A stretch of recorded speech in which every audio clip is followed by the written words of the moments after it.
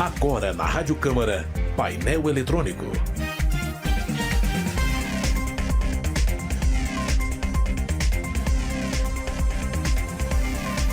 8h06 pelo horário de Brasília, está entrando no ar mais uma edição do Painel Eletrônico, o seu jornal de todas as manhãs que traz o que acontece de mais importante na Câmara dos Deputados, os debates e votações dos parlamentares na Câmara Federal. Nós transmitimos o painel eletrônico pela Rádio Câmara em Brasília, em 96.9 FM, e na rede legislativa de rádio, composta por mais de uma dezena de emissoras espalhadas por todas as regiões do país. Somos transmitidos também por rádios parceiras, conosco no painel eletrônico e em outros momentos da programação da Rádio Câmara. Estamos também no YouTube, no endereço da Câmara dos Deputados, câmara.leg.br/YouTube. Você tem imagens dessa transmissão ao vivo e pode fazer o seu comentário sobre os temas que debatemos aqui no painel eletrônico, nossas entrevistas, reportagens e colunas. Estamos também no aplicativo Câmara ao Vivo, que você pode baixar para o seu smartphone para ouvir a Rádio Câmara onde você estiver, quando você quiser. No aplicativo você tem a programação ao vivo da Rádio Câmara e também toda a produção da nossa equipe de reportagem, as nossas matérias, os nossos programas jornalísticos e culturais. Essas informações você também pode encontrar na página da Rádio Câmara dentro do portal da Câmara dos Deputados na internet. Nesse caso, nosso endereço é radio.câmara.leg.br. E para entrar em contato conosco, para fazer a sua sugestão, a sua pergunta, você pode mandar uma mensagem para o e-mail radio@câmara.leg.br ou então para o nosso número de WhatsApp, que é 61 999 7890 80. Muito bom dia, eu sou Márcio Aquilissardi e agradeço a você por estar conosco na manhã desta sexta-feira, dia 15 de julho de 2022, em mais uma edição do Painel Eletrônico. Agora são 8h07. Resumo da semana. A semana foi movimentada no parlamento, tanto no plenário da Câmara dos Deputados, quanto no Congresso Nacional. E quem vai trazer um resumo sobre o que aconteceu de mais importante ao longo desses últimos dias é o repórter Antônio Vital, que cobre os debates e votações do plenário para a Rádio Câmara. Vital, tudo bem com você? Olá, Márcio. Olá, quem está nos ouvindo pela Rádio Câmara, quem está nos assistindo pelo YouTube. Pois é, a semana foi bem pesada aqui, muita votação, viu, Márcio? Pois é, vamos começar por uma que talvez seja a mais importante para o futuro do país, que é a chamada PEC do Estado de Emergência, que foi tanto votada em primeiro e segundo turno pelos deputados, como já foi até mesmo promulgada, não é, Vital? E, na verdade, a votação dessa PEC começou na semana anterior, não sei se você está lembrado, na semana passada, quando ela começou a ser votada em primeiro turno, essa votação foi suspensa pelo presidente da Câmara, do deputado Arthur Lira, porque o quórum estava baixo e para aprovar uma proposta de emenda à Constituição, são necessários pelo menos 308 votos no plenário. Então, essa votação foi transferida para essa semana, que é a última semana antes do recesso parlamentar, né? E também foi bastante conturbada, com bastante críticas da oposição, com obstrução dos partidos de oposição, e também demorou 2 dias para terminar, porque no primeiro dia de votação, não sei se você está lembrado, mas houve uma queda do sistema de votação remota aqui da Câmara dos Deputados, no momento em que está sendo votado um destaque da oposição que pretendia tirar o estado de emergência dessa PEC. O sistema estava super instável e chegou a haver, inclusive, durante a votação, insinuações de que estaria havendo uma fraude da votação no meio quando estava sendo apreciado esse destaque. O presidente da Câmara, Arthur Lira, suspendeu a votação, deixou para o dia seguinte, chamou a Polícia Federal para investigar. As investigações preliminares demonstraram que o que houve foi o rompimento de um cabo de fibra ótica que abastecia o Congresso Nacional, que é essa região aqui, por conta de uma obra. A investigação ainda não terminou, porém, aparentemente, o que aconteceu foi isso mesmo. No dia seguinte, a votação passou a ser remota por decisão da mesa diretora da Câmara, o que gerou mais críticas ainda da oposição. Só para resumir, para quem não está acompanhando o caso, essa PEC, ela permite pagamento de benefícios que são 41 bilhões de reais. Agora, para isso acontecer, né, no período eleitoral, que é o que nós estamos, ela estabelece que estamos em estado de emergência. Foi bastante criticado. A oposição, no final, acabou votando a favor dessa medida.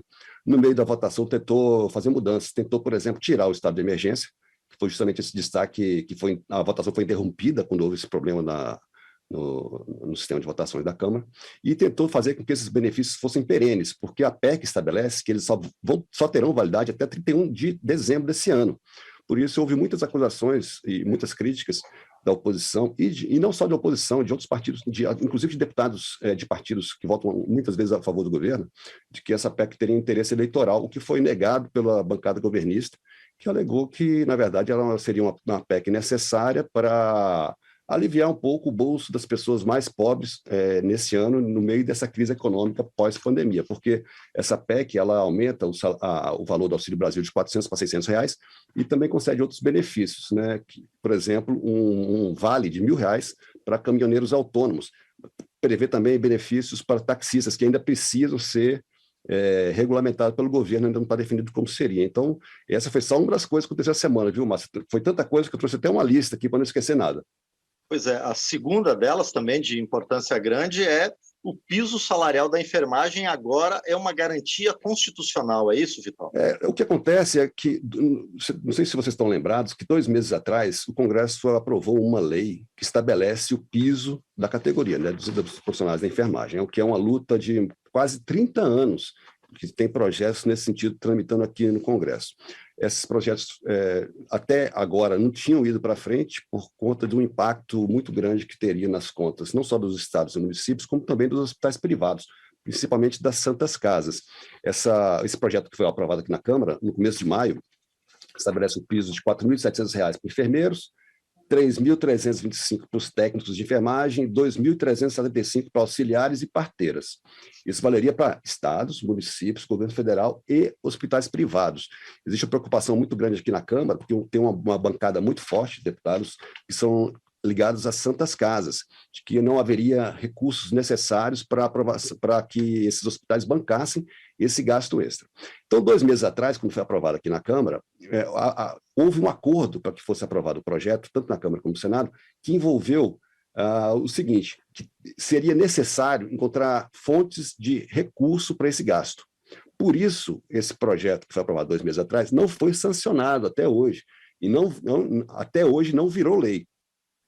Nesse período, houve uma tentativa está havendo um trabalho político para que outras propostas sejam aprovadas e que direcionem recursos para isso. Uma delas, por exemplo, é desonerar a folha de pagamento dos hospitais privados, né? Esse projeto está parado também. Chegamos ao final do primeiro semestre do Congresso, no período de recesso, esse projeto ainda não avançou. Outras fontes alternativas que estão sendo pensadas, por exemplo, até mesmo a legalização dos jogos, que teria como uma das destinações dessa arrecadação extra com a legalização dos jogos, justamente dinheiro para estados e municípios bancarem isso. E tem outras propostas também, que envolvem, inclusive, royalties de petróleo, dividendos, etc. Essas propostas estão paradas. Essa lei ainda não foi sancionada. Ainda tinha um problema extra, que foi apontado depois da aprovação dessa lei, que haveria um vício de iniciativa, porque para a lei que provoca reajuste de servidor público, só poderia ser proposta pelo governo federal, e essa lei foi proposta por um senador. Então, por isso, foi feita, nos últimos 2 meses, essa PEC, que prevê na Constituição que uma lei federal vai prever o teto da enfermagem, de maneira a dar garantia jurídica para que esse aumento, quando for sancionado, possa vir. Então, essa PEC também já foi promulgada essa semana, junto com essa outra do estado de emergência, que prevê os benefícios. Teve uma terceira proposta de emenda à Constituição aprovada essa semana, que também foi promulgada, viu? Exatamente, ela busca limitar os recursos junto ao Superior Tribunal de Justiça, é isso, Vital? Aproveita e também fala para a gente sobre mais uma PEC que foi aprovada, que proíbe a União de criar despesas para outros entes sem apontar a fonte de receita. Por favor, Vital. Vou falar dessa primeiro, porque essa aí tem a ver, de certa forma, com a PEC do piso da enfermagem, que existe já há muito tempo um movimento de prefeitos, principalmente prefeitos e governadores aqui no Congresso, para que não sejam aprovadas medidas que impliquem em aumento de despesas, porque geralmente isso é feito pelo governo federal ou pelo Congresso, quando aprova leis ou edita medidas provisórias, etc., com obrigações a mais para os prefeitos e para os governadores. Então, essa PEC, ela estabelece que só poderão ser aprovadas despesas novas se houver também a previsão de onde sairiam os recursos financeiros. houve essa votação não foi muito tranquila, porque muitos deputados da oposição chegaram a dizer que ela impediria, por exemplo, que fossem criados novos benefícios sociais, programas sociais, etc. Por isso, foi retirado um trecho que previa que, para haver qualquer tipo de aprovação de despesa, como, por exemplo, vamos supor, compra de medicamentos para o câncer, teria que ter já uma dotação orçamentária prévia. Essa parte foi tirada porque os deputados da oposição disseram que isso inviabilizaria qualquer criação de novo programa social. Essa PEC acabou aprovada, mas com um compromisso, inclusive foi firmado pelo presidente da Câmara, Arthur Lira, de que ela só iria ser enviada para promulgação, ou seja, só passaria a valer depois de promulgada a PEC do piso da enfermagem, porque havia a preocupação de que, se essas duas PECs fossem promulgadas juntas, ela inviabilizaria, inclusive, que fosse feito na vida real o reajuste do pessoal da enfermagem com base nessa PEC e nesse projeto aprovado. Então, essa PEC não foi promulgada ainda. A que foi promulgada é essa outra que você mencionou, que é que limita os recursos no STJ, porque hoje existem cálculos que mostram que cada ministro do STJ, por ano, recebe mais de 10 mil ações. Esse filtro obrigaria que alguns recursos só seriam aceitos se houvesse a demonstração de que eles eram absolutamente relevantes. Tem algumas exceções, por exemplo, ações penais, ações de improbidade administrativa, ações em que a pessoa poderia sofrer como pena a perda de mandato, etc. E agora as outras passariam por esse crivo, seria uma maneira de reduzir o volume de recursos e diminuir o número de ações para dar mais agilidade ao STJ. Essas foram as PECs que foram aprovadas essa semana. Exatamente. Bom, e isso tudo foi na Câmara dos Deputados. Agora a gente passa para o Congresso, né, Vital? Porque deputados e senadores aprovaram a Lei de Diretrizes Orçamentárias, entre outros pontos controversos, sem obrigar a execução das emendas de relator, não é isso? Isso. Deixa eu só explicar o que é a LDO para quem não sabe. A LDO, na verdade, é a lei que estabelece os parâmetros para, no fim do ano, o Congresso aprovar o orçamento do ano que vem. Então, ela tem algumas previsões. Por exemplo, o valor do salário mínimo, quanto será o crescimento do PIB do ano que vem, quanto será a inflação, etc, etc. Então, ela tem que ser aprovada até o final de julho, não, na verdade, até o meio de julho, senão o Congresso não pode sequer entrar de recesso. Isso aconteceu, ela prevê, por exemplo, deixa eu pegar aqui os dados, ela prevê um salário mínimo de... Espera aí que eu perdi aqui meus quatro. Ela prevê um salário mínimo de R$ 1.294 no ano que vem, que não tem nenhum ganho real em relação a desse ano, foi bastante criticado pela oposição, mas esse valor ainda não é o valor definido, isso depende ainda de uma lei que o governo vai mandar para o Congresso. Ela prevê, por exemplo, que ano que vem o PIB vai ter um crescimento de 2,5%, que a inflação vai ser de 3,3%, que a taxa Selic vai ficar em torno de 10%, que o déficit das contas públicas vai ser de 60 bilhões de reais. Então, todos esses parâmetros servem depois para a elaboração do orçamento. Agora, ela também trata de como serão executadas as emendas parlamentares. Tem algumas emendas parlamentares que são já impositivas, ou seja, obrigatoriamente elas já são executadas, que são as emendas de bancada e as emendas individuais aqui dos deputados e dos senadores. Esse ano, houve desde o orçamento deste ano, que foi aprovado no ano passado, houve essa alteração a respeito das chamadas emendas do relator, RP9, que estão sendo muito criticadas por vários partidos desde o começo do ano, que apontaram que elas não seriam transparentes o suficiente para permitir saber quais foram os deputados ou os senadores que indicaram os recursos e para onde eles iriam. Até o Supremo Tribunal Federal, esse ano, por conta dessas críticas, de denúncias que estava havendo favorecimento político em relação à aplicação desses recursos, mandou que houvesse uma transparência. Houve na LDO algumas medidas que tornam mais transparentes a execução dessas emendas, só que o relator tinha colocado na versão original do relatório que elas seriam impositivas, que elas também seriam de execução obrigatória. Como teve muita crítica, e para que fosse aprovada a LDO, houve um acordo lá no plenário do Congresso e o relator acabou tirando a obrigatoriedade de execução dessas emendas que permitiu a aprovação da LDO e, por conta disso, o Congresso vai poder sair de recesso a partir dessa semana. Bom, e além da aprovação da LDO, o Congresso também se reuniu para analisar e acabou derrubando vários vetos presidenciais e também aprovando algumas outras propostas, não é, Vitão?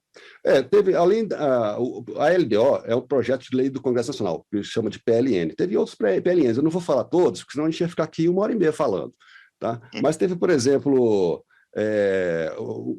um desses PLNs previa corte de recursos da ciência e tecnologia do Fundo Nacional de Desenvolvimento Científico e Tecnológico, o FNDC, que iriam para outras destinações. O líder do governo no Congresso, o senador Eduardo Gomes, garantiu para a oposição que esses recursos depois retornariam para essa destinação original, que é o FNDC. Porém, no meio da votação, a oposição aprovou um destaque lá e cortou a possibilidade desses recursos, então esses recursos foram mantidos.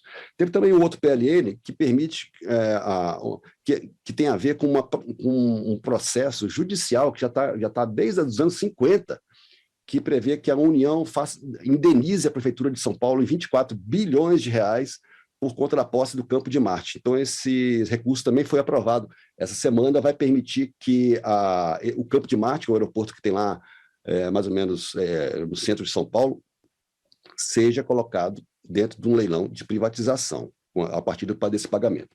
Em relação aos vetos, foram derrubados 3 vetos, tudo por acordo. Tá? Esses foram uns vetos que foram derrubados por acordo, alguns outros assuntos, outros vetos complicados que o governo não abria mão e que a oposição também não abria mão, foram deixados para agosto. Um dos vetos derrubados trata daquele projeto, não sei se você lembra, que limitou o ICMS sobre combustíveis, sobre energia elétrica, etc., em 18%.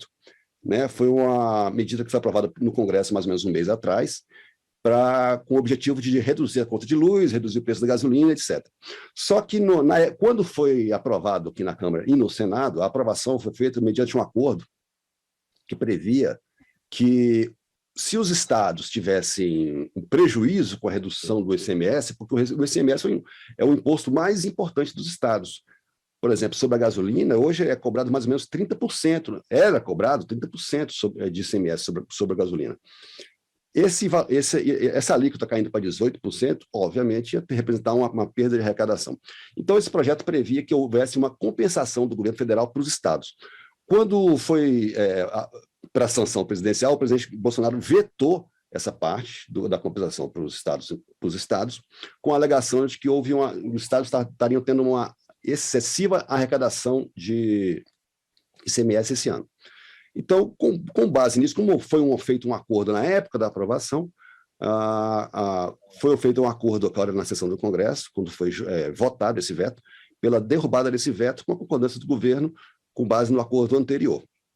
Esse foi um dos vetos derrubados. Teve outro também relativo àquela lei que trata dos geradores de energia solar, aquelas pessoas que têm aquelas placas de energia solar que geram sua própria energia e depois devolvem para a distribuidora o excedente em troca de desconto na conta de luz. Houve um trecho que tinha sido votado também, foi derrubado, e tinha também uma lei que foi aprovada pelo Congresso que concedia incentivos fiscais para pessoas físicas, para pessoas jurídicas, investirem em reciclagem. Tinha sido vetado, também foi derrubado com base num acordo. Para agosto, ficaram outros vetos considerados mais complexos. Um deles é sobre aquela lei que substitui a Lei de Segurança Nacional. Foi a lei que o pessoal aqui do Congresso está chamando de Lei do Estado Democrático de Direito. 2 vetos especificamente, a oposição faz questão de derrubar. Um deles é um trecho que impedia, por exemplo, repressão a manifestações pacíficas de sindicatos, etc. Esse trecho foi vetado. Outro trecho previa punições para divulgação de fake news. Esse trecho também foi vetado, a oposição não abre mão de derrubar esses 2 vetos, isso ficou para agosto. Bom, muito bem. E a gente também fica para agosto, né, Antônio Vital? Porque a partir de segunda-feira começa o recesso do parlamento. Pelas próximas 2 semanas, os deputados não trabalham e a gente também suspende temporariamente o nosso resumo da semana. Por enquanto, eu agradeço a você e a gente se encontra novamente em agosto, então, Vital. Um grande abraço. Até lá. Muito bem, esse foi o jornalista Antônio Vital com o resumo da semana, o que aconteceu no plenário da Câmara e do Congresso Nacional, desde segunda-feira, com importantes votações. Agora são 8h26 pelo horário de Brasília, e para o presidente da Câmara, a PEC do estado de emergência não representa uma ruptura no teto de gastos. Em entrevista, Arthur Lira também avaliou que para tornar o benefício permanente, será preciso discutir suporte orçamentário para as despesas. Acompanhe na reportagem de Ana Raquel Macedo. Ótimo, aqui ficou melhor. O presidente da Câmara, Arthur Lira, afirmou em entrevista à imprensa que a aprovação da PEC do estado de emergência não representará uma ruptura no teto de gastos. É diferente do que muita gente está dizendo, ele está sendo embasado em 41 bilhões de 65 de superávit entre os dividendos da Petrobras e a venda da Eletrobras. Não há furo de teto de gastos, essa receita é prevista, a PEC tem prazo de validade, ninguém está cometendo nenhum tipo de estelionato. Pela proposta aprovada pelo Congresso, fica estabelecido estado de emergência até o fim do ano, com previsão de 41 bilhões de reais em diversos benefícios, inclusive o aumento de R$ 400 para R$ 600 reais para o Auxílio Brasil. A medida cria também um vale de R$ 1.000 para caminhoneiros autônomos, dobra o valor do auxílio gás e concede benefício ainda a ser definido para taxistas. Segundo Lira, medidas para elevar a renda da população, garantido o respeito às contas públicas, deverão ser discutidas na elaboração do Orçamento da União para 2023. O Poder Executivo deve enviar a proposta orçamentária ao Congresso no fim de agosto. Isso nós temos que discutir a partir da votação do Orçamento de 23. Encontrar os caminhos para que a gente tenha suporte orçamentário para arcar com essas despesas, se por acaso quiserem perenizar lá na frente. Mas hoje nós não temos essa abertura orçamentária, nós temos a abertura financeira. Na avaliação do presidente da Câmara, Arthur Lira, o Brasil tem recursos de sobra e poderia investir mais se já tivesse feito reformas estruturantes. Uma melhora nas contas públicas deixaria de lado o teto de gastos, permitindo a criação de um piso de gastos, segundo Lira. Da Rádio Câmara de Brasília, com informações de Ralf Machado, Ana Raquel Macedo. 8h28 agora em Brasília, especialistas denunciam a deputados que terra Yanomami sofre com tragédia humanitária. O repórter José Carlos Oliveira acompanhou a audiência. Entidades indigenistas e socioambientais denunciaram uma tragédia humanitária em curso na terra indígena Yanomami durante a audiência da Comissão Externa da Câmara dos Deputados. A área, que ocupa partes dos estados de Roraima e Amazonas, é marcada por garimpo ilegal de ouro e cassiterita, violência sexual de mulheres e crianças, ameaças de morte e desestruturação dos postos de saúde. O geógrafo e analista do Instituto Socioambiental, Estevão Senra, apresentou dados atualizados do relatório Yanomami sob ataque. Até abril deste ano, já havia 4.000 hectares impactados pelo garimpo ilegal dentro da terra indígena e mais de 40 pistas clandestinas a serviço de garimpeiros e narcotraficantes. Em 2021, a região registrou quase 50% dos casos de malária do país e hoje existem cerca de 3.000 crianças com déficit nutricional, segundo Senra. Hoje, a terra indígena Yanomami é palco de uma das maiores tragédias humanitárias que está ocorrendo no Brasil, né? Os dois vetores principais dessa crise é exatamente o avanço do garimpo ilegal e a má gestão no distrito sanitário, né? Que se entrelaçam e vão se alimentando, né? Apesar de anúncios de 200 milhões de reais de recursos públicos aplicados em saúde indígena, as lideranças Yanomami reclamaram da falta de medicamentos e materiais básicos. Também denunciaram indicações políticas para o comando dos distritos sanitários. A coordenadora da Comissão Externa, deputada Joênia Wapichana, da Rede de Roraima, já cobrou informações oficiais ao Tribunal de Contas da União e pretende pedir ao Supremo Tribunal Federal que determine providências ao Poder Executivo no âmbito de uma ação judicial já em curso. Realmente é uma crise humanitária. Nada justifica não ter remédios para verme, questões básicas. É uma responsabilidade que tem que ser apurada. De uma vez que não tem uma providência enérgica para retirar garimpeiros, mas tem que dar resposta para essa questão da saúde. hoje. É mais do que urgente. Durante a audiência na Câmara, lideranças indígenas fizeram relatos dramáticos da situação da terra Yanomami, homologada desde 1992 e com cerca de 30 mil pessoas vivendo hoje em 363 aldeias em 9.600.000 hectares de floresta amazônica.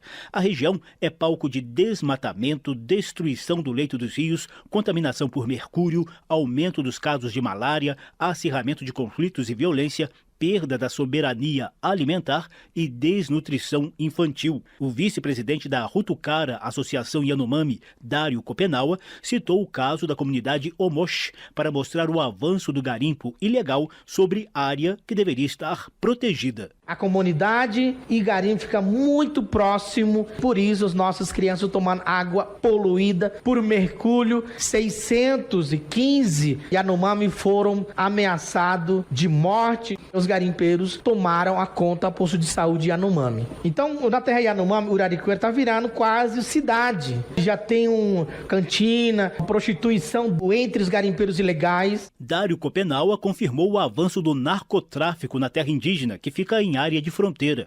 O líder Yanomami também fez um apelo aos parlamentares. Tem facção, crime organizada e PCC. Então isso existe na terra Yanomami. Parlamentares pressionam o governo federal, retire imediatamente os garimpeiros ilegais. Era para ontem. O presidente da Associação Wana Sedume e Ecuana, Júlio Rodrigues, ressaltou o impacto da violência na destruição comunitária dos Yanomami e Ecuana. Os jovens ficando mais agressivos por conta de ingerir bebidas alcoólicas, drogas, não querem mais ficar nas comunidades. As mulheres estão ficando cada vez mais com medo, não conseguem mais sair para a roça. Depois que acontecem muitos abusos sexuais pelos garimpeiros, é difícil viver. A audiência também contou com representantes da Articulação dos Povos Indígenas do Brasil, Conselho Indígena de Roraima e Conselho Indigenista Missionário, que reclamaram da ausência de soluções, mesmo diante de cobranças internacionais às autoridades brasileiras.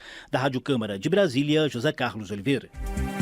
8h32, agora pelo horário de Brasília, a Comissão de Trabalho debateu a política estatal de combate ao trabalho análogo a escravo no país e a incidência desse crime em todo o território nacional, especialmente nas lavouras de café em Minas Gerais.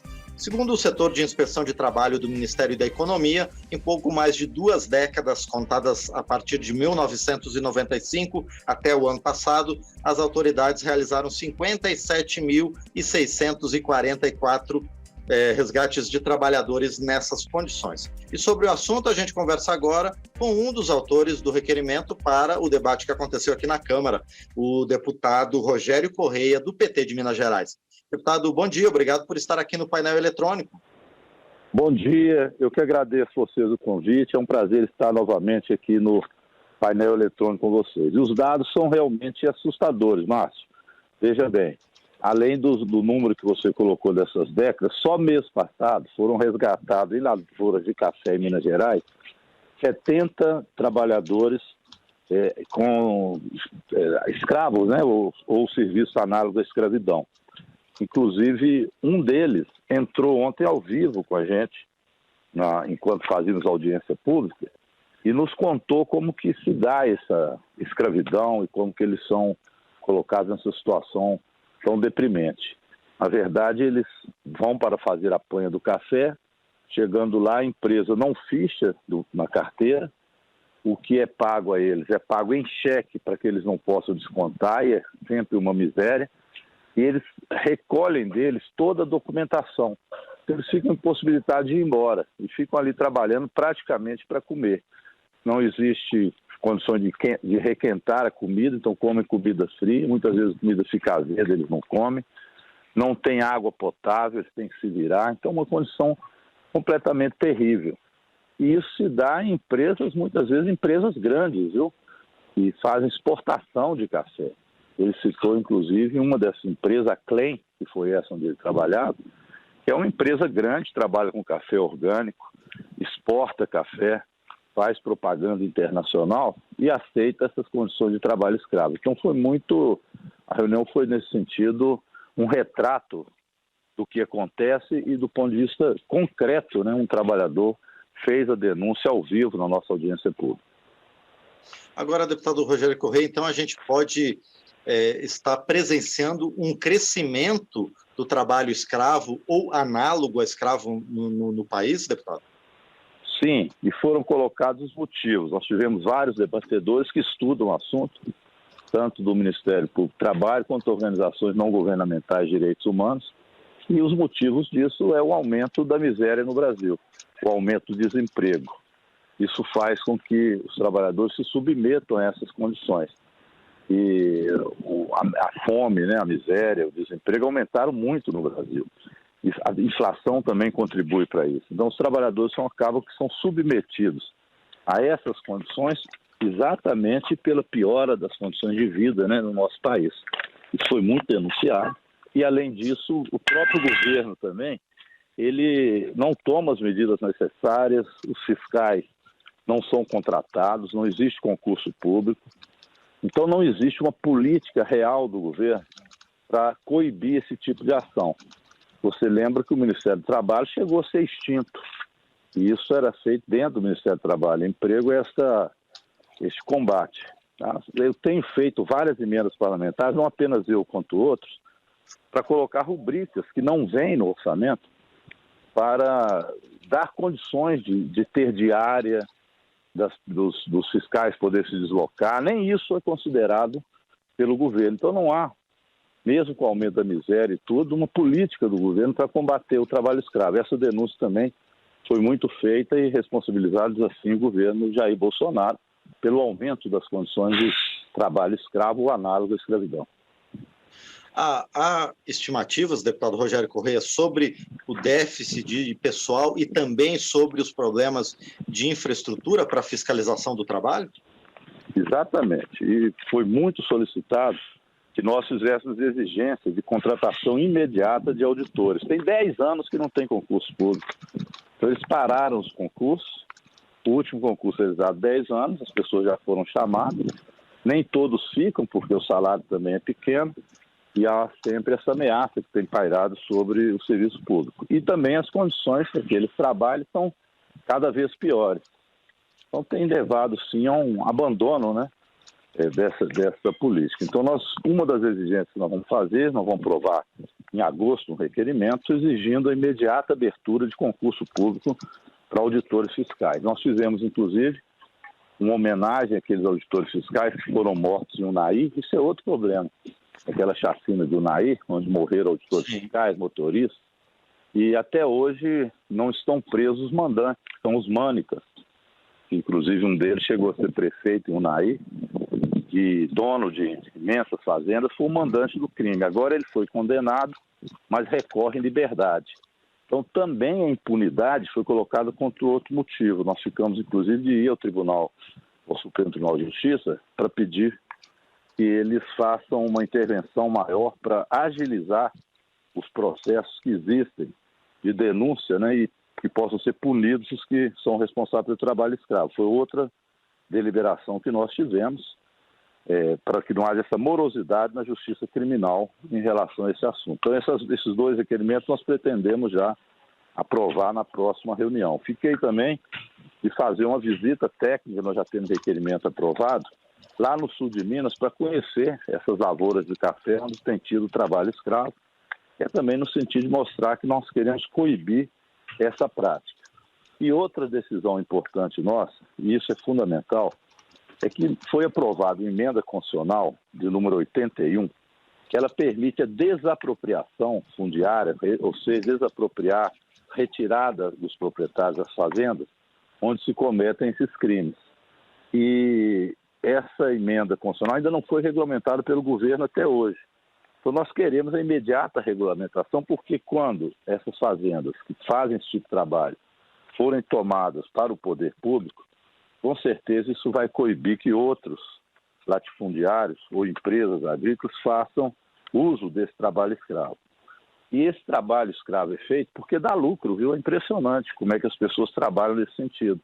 Então foi um dado de que anualmente e mundialmente o trabalho escravo pode envolver aí centenas de bilhões de reais, se eu não me engano 264 bilhões de reais de lucratividade pelo trabalho escravo. Isso inclui trabalho geral, né, lavouras de café, mas também de outras lavouras e também trabalho análogo à escravidão do ponto de vista das mulheres, de prostituição. Enfim, é um quadro drástico, viu? Precisa de ter um combate, por isso a audiência ela foi realmente muito útil. E fizemos, finalmente, como sugeri, um grupo de trabalho para agilizar 2 projetos que já se encontram, que coíbem esse tipo de trabalho análogo à escravidão, e, ao mesmo tempo, um grupo de trabalho para elaborar uma legislação mais moderna que leve em consideração as legislações internacionais, como, por exemplo, a lei de vigilância, onde empresas grandes que subcontratam outros também seriam responsabilizadas pelo trabalho escravo dessas empresas pelas sublotes. Elas também teriam as suas punições. Então, acho que isso foi uma audiência rica também em propostas que nós queremos levar para frente agora na Comissão de Trabalho e Administração Pública. Deputado Rogério Correia, essa audiência ela teve como foco as lavouras de café em Minas Gerais. Além desse segmento, quais outros setores são característicos de utilizar trabalho análogo à escravidão? Lavouras de cana-de-açúcar, de soja. Infelizmente, o agronegócio tem utilizado isso. E olha que são empresas e latifúndios muito grandes, mas que utilizam disso. Mas tem também, como eu disse, no caso das mulheres, o trabalho escravo de abuso sexual. Então, a escravidão sexual também foi apontado como um desses elementos grandes também, nesse caso, para mulheres. Então, esse é o quadro geral que eu diria de trabalho escravo, são os principais. Sim. E deputado Rogério Correia, essa questão da prostituição é um crime mais tipicamente encontrado nas zonas urbanas, no meio urbano. Há também trabalho escravo nas cidades, deputado? Na cidade, sim, foi bom você lembrar, principalmente o trabalho doméstico, viu? E aí são mulheres e negras, muitas foram resgatadas. Então são aquelas que, empregadas domésticas, sem carteira assinada, que ficam submetidas a condições de escravidão e às vezes até sem saber disso. Isso também foi muito citado e tem aumentado, porque com o desemprego, com a miséria, as mulheres acabam se submetendo a ficar em residências, sem carteira, enfim, como escravas mesmo, e geralmente são mulheres negras. Então, a questão do escravagismo passado no Brasil é citado também, ainda como elemento que traz como consequência o trabalho escravo. E aí vem o preconceito, vem as tradições culturais das senzalas. Então, isso também foi citado, foi bom você lembrar, como outro foco grande também de trabalho escravo em regiões urbanas do Brasil.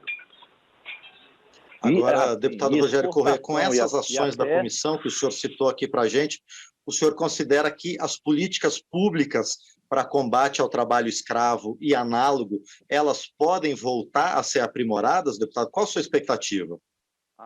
Isso tem que, evidentemente, acontecer. É preciso que se faça entre os ministérios uma correlação entre eles, um trabalho conjunto para diminuir isso. Então, além do Ministério do Trabalho e Emprego, que tem que fortalecer a fiscalização, as auditorias fiscais, nós temos que ter no Ministério, Secretaria, que é o caso agora, de mulheres, uma condição real de que elas também pudessem, junto com esses auditores, fazer esse trabalho de combate ao trabalho escravo. Infelizmente, a Secretaria de Mulheres hoje é muito voltada para assuntos ideológicos de ultradireita e não de garantia real do direito das pessoas. Então, com isso é importante que a gente estabeleça, né, essa correlação do combate geral entre os ministérios. Bom, nós conversamos então com o deputado Rogério Correia, do PT de Minas Gerais, a respeito do trabalho da Comissão de Trabalho aqui da Câmara dos Deputados para o enfrentamento do trabalho escravo e análogo à escravidão no Brasil, a partir das lavouras de café, mas também em outras realidades enfrentadas pelos trabalhadores. Deputado Rogério Correia, mais uma vez, quero agradecer por sua presença aqui no painel eletrônico para falar para a gente sobre esse tema tão importante. Muito obrigado. Eu que agradeço aí ao painel eletrônico. Ficamos na expectativa das deliberações que fizemos e numa mudança de rumo de governo, né? Não é possível que os governos no Brasil, especialmente o governo federal, continuem com essa prática que acaba sendo permissiva com o trabalho escravo. Foi muito ressaltado também isso. Essa pregação que o governo faz de que é melhor ter trabalhadores com emprego sem direitos do que o trabalhador não ter emprego, isso incentiva também a que eles exerçam o trabalho escravo contra os trabalhadores, porque incentiva que se retire direitos. O que nós queremos é que se gere emprego com os direitos dos trabalhadores, em especial os direitos essenciais, a carteira assinada, o 13º, um terço de férias e as condições reais para aquele trabalho. Então, essa prática que o governo vem fazendo, de editar medidas provisórias, cada vez relaxando mais os direitos dos trabalhadores, é um incentivo também à prática do trabalho escravo. Muito obrigado aí a todos e um bom dia. Nós aqui, mais uma vez, agradecemos ao deputado Rogério Correia, do PT de Minas Gerais. 8h46 agora em Brasília. A Comissão de Direitos Humanos celebra os 25 anos do Estatuto dos Refugiados pelo Brasil. O repórter Silvério Rios acompanhou. A Comissão de Direitos Humanos da Câmara realizou audiência pública para celebrar os 25 anos da implementação do Estatuto dos Refugiados pelo Brasil e também os 40 anos de atuação do Alto Comissariado das Nações Unidas para Refugiados, Acnur, no país. A Lei Brasileira dos Refugiados regulamentou os termos do Tratado Internacional sobre o tema acordado em convenção da ONU ocorrida após o fim da Segunda Grande Guerra Mundial. Federico Martinez, representante do Alto Comissariado das Nações Unidas para Refugiados no Brasil, destacou que, além de ser importante por reconhecer a Convenção da ONU, a lei nacional modernizou o conceito de refugiado para o mundo. Além de reconhecer a definição clássica que estabelece que uma pessoa refugiada é aquela pessoa que sofre de um temor fundado de perseguição por motivo de raça, nacionalidade, etnia, opinião política, etc. A lei brasileira reconhece que também quem sofre, quem experimenta graves violações de direitos humanos, também precisa ser reconhecido como refugiado. Uma das determinações da Lei Brasileira de Refúgio de 1997 foi a de criação do Comitê Nacional para os Refugiados no âmbito do Ministério da Justiça. O coordenador-geral do CONARE, Bernardo Tanuri Laferté, lembrou que a cooperação entre o Acnur e as instituições brasileiras já acontecia antes mesmo da lei. No tempo pré-existência do CONARE, o Acnur já atuava em conjunto com o Ministério da Justiça, em conjunto, em cooperação com a própria Polícia Federal, na época e até hoje a Autoridade Migratória da Fronteira e com muitas competências da área migratória. Representantes da sociedade civil presentes à audiência da Comissão de Direitos Humanos também exaltaram a Lei Brasileira de Refugiados, mas cobraram a implementação de políticas públicas para que a lei possa ser verdadeiramente cumprida. Mariana Borges, do Instituto Migrações e Direitos Humanos, também reivindicou que é preciso haver previsão de participação dos próprios refugiados no processo de tomada de decisões. Nós fazemos uma ressalva de uma lacuna que ainda persiste, que é o déficit da presença e da participação ativa de pessoas refugiadas no comitê. Nesse espaço de deliberação, que é muito importante, ainda falta um diálogo mais próximo com as pessoas refugiadas que precisam ter suas vozes ouvidas diretamente nesse espaço tão importante que é o CONARE. O presidente da Comissão de Direitos Humanos da Câmara, deputado Orlando Silva, do PCdoB da Bahia, ressaltou a importância de celebrar os 25 anos da Lei Nacional dos Refugiados, ainda mais em face do momento político do país. Quando falo que devemos celebrar a integridade da Lei 9474, é porque esse é o nosso tempo. Esse é o nosso tempo, em que a violação de direitos humanos passa a ser uma rotina. E mais do que isso, a violação de direitos humanos se ancora, se legitima num discurso oficial do chefe do Poder Executivo do Brasil. A lei, também conhecida como Estatuto dos Refugiados pelo Brasil, foi sancionada no dia 22 de julho de 1997. Da Rádio Câmara de Brasília, Silvério Rios.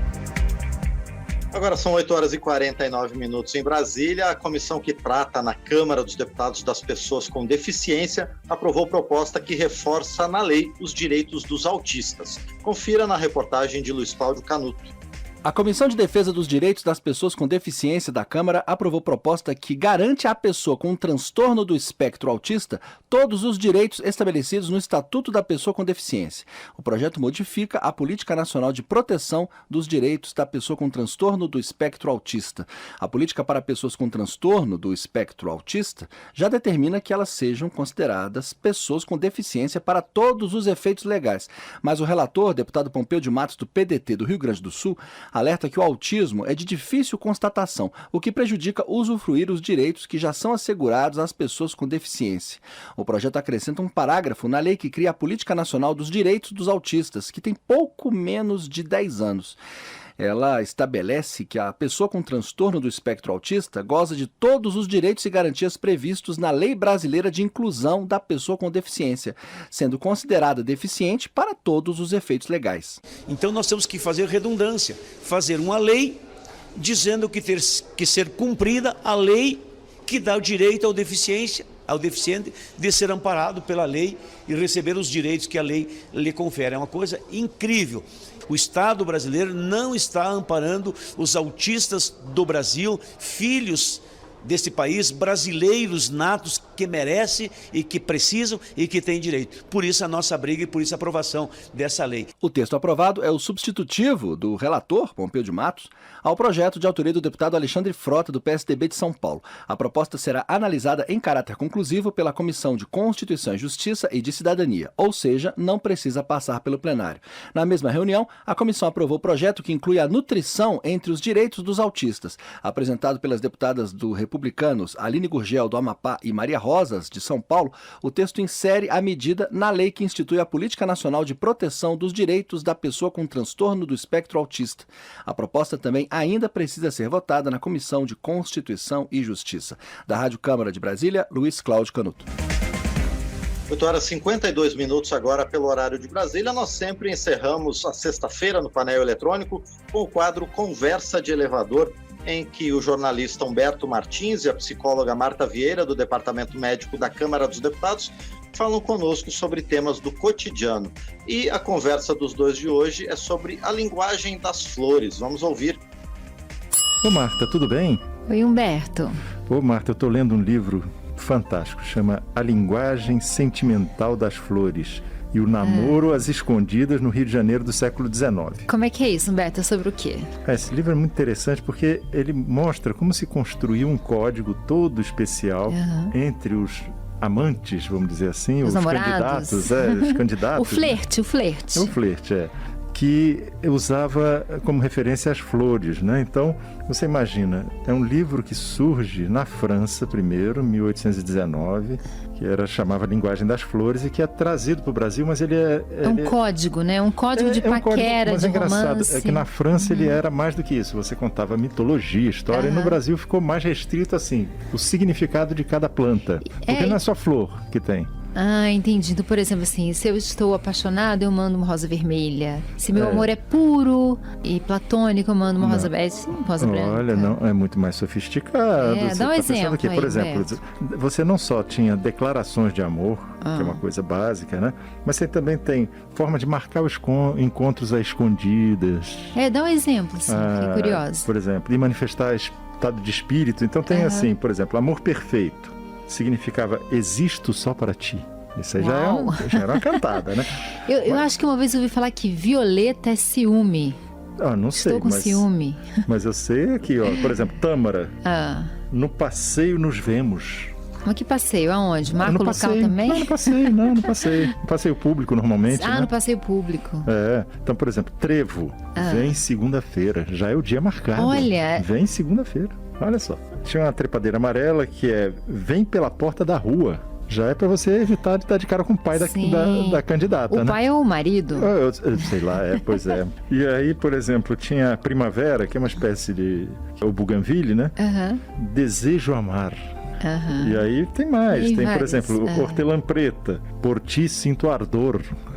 Olha só que chique. Mostarda, furor. Cravo cor-de-rosa, fogo de amor. Não tem algo mais docinho, assim, mais brandinho? Olha, não, tem assim, quando o camarada tá assim meio desestimulado, triste, a menina mandava uma salsa pra ele, que significava não desanimes. Não larga o osso não, filho. Assim, entendeu? Tem alguma coisa para você. E aí também tem o outro lado, né? Que é o cara que fica enchendo a paciência da pobre da moça e ela manda uma viuvinha para ele. A viuvinha significava, quero ficar solteira. Não tô afim. Tá despachado, meu filho. Boa viagem. Olha só que interessante, né? É de uma época assim que tudo era muito reprimido, não podia escrever, você podia se comprometer com tudo, né? E é interessante porque você tem um ponto de conexão aí. Primeiro, na França, as plantas, os jardins eram uma coisa muito... É só você lembrar, Jardim de Versalhes, dos palácios. Tem a cultura das flores, né, dos na França. Perfumes, né? Os perfumes, No Brasil, é engraçado. Você tem, assim, a partir de 1808, você tem a chegada da corte no Brasil. E as pessoas que queriam manter um contato mais próximo com a corte abandonam aquele entorno da cidade do Rio de Janeiro, que era rural, e passam a ter uma casa na cidade. Mas eles trazem esse conhecimento das flores. Das flores. Eu acho que isso é muita influência francesa, não é? Bastante, porque o francês era a linguagem diplomática da época, né? Hoje é o inglês. Não só a língua, mas toda a cultura francesa era o chique, era a influência a literatura, as coisas... A etiqueta, né?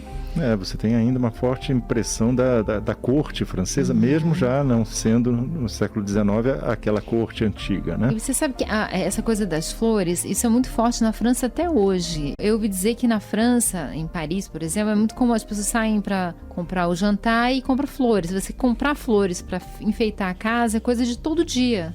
Né? Pois é. E realmente, quando você vai lá, tem muita florista, né, na rua. Mas é interessante também que essa autora, Alessandra Elfar, que é a autora do livro, ela mostra também que essa linguagem teve um apoio interessante, técnico, que é a impressão, a qualidade da impressão melhorou muito. Então, os livros de botânica e também os manuais, né, eles tinham ilustrações, então de qualidade melhor. Agora, eu só fiquei imaginando, Marta, hoje em dia, isso ia ser um desastre. Ninguém conhece mais as flores, Ninguém mais, né? Eu estava lembrando, por exemplo, tem um... São aquelas básicas, né? Tem um documentário da Fundação Alana, que era Criança, Alma do Negócio, que eles chegam e botam crianças na frente de alguns vegetais. Elas erram tudo. Olha, que a criança da cidade, sabe? Né? Você sabe que eu conheço algumas flores por causa do meu avô, porque meu avô gostava muito do jardim bem bonito e tal, tinha um jardineiro muito bom. E ele mostrava, essa aqui, eu lembro muito de uma que ele tinha na casa de Petrópolis, que era Boca de Leão. E aí a dália, né, Boca de Leão, aí eu conheço um pouquinho. Pois é, mas você imagina, eu só fico imaginando hoje, se você... Não, hoje eu fico imaginando assim, por exemplo, se espinafre significasse alguma coisa, né? Tivesse um significado amoroso. Aí eu só fico imaginando um diálogo do tipo, poxa, eu fiquei esperando você ontem, mandei inclusive um espinafre. Aí a mulher, não, você não mandou espinafre, você mandou um salsão. Entendeu? Vai dar telefone sem fio, né? Vai dar problema de comunicação. Não ia dar certo, não. E é interessante porque nesse livro mostra que, embora o foco seja sobre essa linguagem das plantas, das flores e tal, ele mostra que existe uma série de formas de você comunicar que você tinha outras linguagens. Por exemplo, você tinha a linguagem do leque. A linguagem do leque eu conheço. Né? A linguagem das cores, das pedras preciosas, do bengala, do chapéu. Então, outros objetos do dia a dia, o que você estava vestindo... Servia para comunicar. Já servia para comunicar. Era um código, né? Exato. Então, você vê, faz parte de toda uma realidade que é construída nesse período, que é o período do romantismo. Né? Interessante, né, Humberto? Muito legal. Isso mas a gente devia ter mais flores em casa, né? Tão bonito. É verdade. Ô, Marta, chegou nosso andar. Humberto. Vamos lá? Beijo. Tchau. Você ouviu Conversa de Elevador, com Humberto Martins e a psicóloga Marta Vieira. 8h59 agora pelo horário de Brasília. Nós tivemos um pequeno problema na transmissão do nosso programa pelo YouTube, mas estamos de volta e estamos aqui na Rádio Câmara também com o quadro Conversa de Elevador. Encerramos o painel eletrônico da sexta-feira, da semana e deste primeiro semestre de atividades na Câmara dos Deputados.